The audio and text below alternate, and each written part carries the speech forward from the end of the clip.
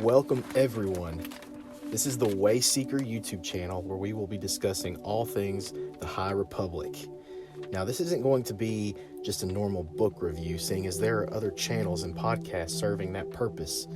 Instead, I want to just take a deep dive into the whole story, highlight characters, events, philosophies, and make predictions on where this new story takes us.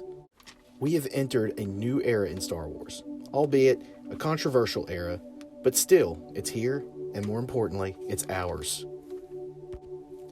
Now, a lot of fans, even myself in the very beginning, had a few questions about the intentions of this new initiative, such as, why are they starting 200 years before the events of The Phantom Menace? How could they make the Jedi any different than we knew them as? With the Sith being out of the picture for over a millennium, who will become the primary threat to the Jedi? All of these questions and doubts are more than valid by the fans, and this channel's goal is to hopefully bridge that gap and help make these stories enjoyable and make some sense. To borrow from the narrative's mantra, we are all the Republic. This episode will mainly focus on the light of the Jedi, not just the novel, but the literal meaning, the light of the Jedi. And in true Star Wars fashion, we begin this entire era with a sudden issue. In previous first installments and films, we are thrusted right in the middle of a conflict. In A New Hope, the Tantive 4 being captured by Vader's Star Destroyer. In The Phantom Menace, Qui-Gon and Obi-Wan placed smack dab in the middle of a trade dispute. The sequel trilogy, Poe Dameron hurrying to retrieve the Skywalker map from Lor San Tekka. In this case, the issue happens to be a galactic-wide disaster in progress. Now, we find out later that this disaster is planned, but until then, the primary concern is simply damage control. I think there's a lot of value in starting a story off this way. For one, hope is born from hopelessness. With the legacy run in pieces emerging in unpredictable jump points in the galaxy, we're left in despair knowing that some way, somehow, this whole thing has to be resolved. Initially, we were meeting characters just to watch them die at the end of their chapter. Second, we can't truly appreciate the light until we are submerged into darkness. If you think about it, we love the good guy so much because he or she is the one who provides the light when times are rough and the darkest. Think about Harry Potter, Iron Man, even our favorite hobbit, Frodo Baggins. These heroes are introduced during dark times, and they are the ones who lead the story at large out of the darkness. And what does everyone do with the light? They gravitate towards it.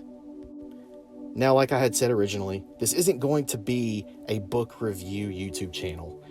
This will serve to do a lot of deep dives and character studies and event studies about everything going on in the High Republic era to help us bridge this gap between what we don't know and what we do know. This phase of this three-part journey is aptly named The Light of the Jedi to establish the difference between this era of Force users compared to what we've grown up with. Almost immediately, the Jedi Order is making decisions and acting in ways that make the reader double take. One of the themed questions the creative team poses in the very beginning is, what are the Jedi truly afraid of? Now, conversely, if light isn't truly appreciated unless you are submerged into darkness, then darkness can't truly be feared until the light dies out.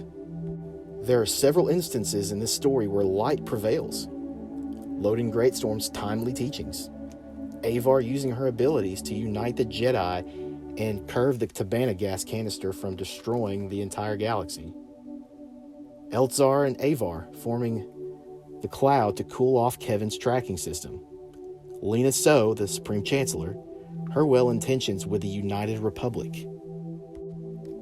But this novel in this era at large scale provides many threats to extinguish that light. The power structure of the Nile, the willingness of their members to turn on each other just to elevate themselves. Their leader, the Eye, Marchion Ro's imprisonment and torture of Mari San Tekka. Their later imprisonment of the Jedi Master Loading Greatstorm, and their overall philosophy, which rejects moralism and yearns for more. Where have we heard that before?